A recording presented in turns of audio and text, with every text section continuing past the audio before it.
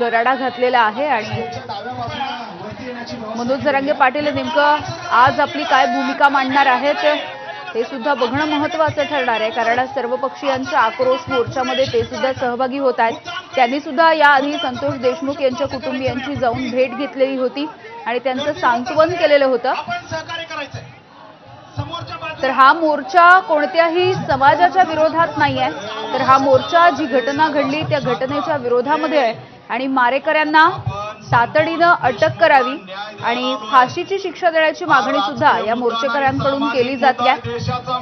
संतोष देशमुख यांची मुलगी वैभवी आणि त्यांचा भाऊ त्यांचा कुटुंबीय या मोर्चामध्ये सहभागी झालेले आहेत। ज्या पद्धतीने सध्याचा तपास सुरू आहे त्यावरती समाधानी नसल्याची भावना त्यांनी व्यक्त केलेली आहे आणि आता मनोज जरांगे पाटील हे सुद्धा यामध्ये सहभागी होताना दिसतात।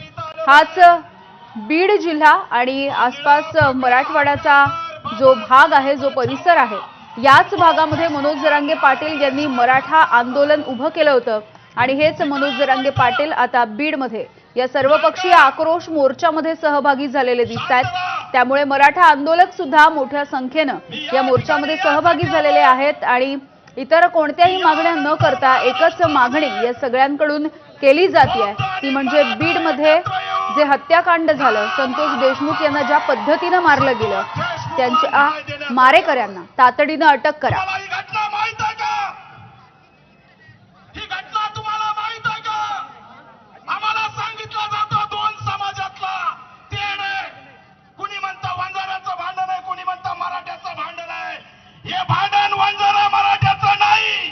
आमचा संतोष देशमुख ज्याला वाचवायला गेला होता तो माझा। तर मनोज जरांगे पाटील हे व्यासपीठावरती पोहोचलेले आहेत आणि सर्वपक्षीय नेते सुद्धा त्यांच्या सोबत असलेले आपण पाहतोय।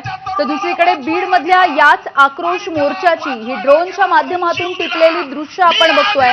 अत्यंत विराट आणि आक्रमक असं स्वरूप या मोर्चाचं, कारण मोठ्या संख्येनं गावागावांमधून हे सगळे जण ग्रामस्थ यामध्ये सामील झालेले आहेत आणि या सगळ्या ग्रामस्थांची एकच मागणी आहे, सर्व पक्षीयांची, सगळ्या कार्यकर्त्यांची एकच मागणी आहे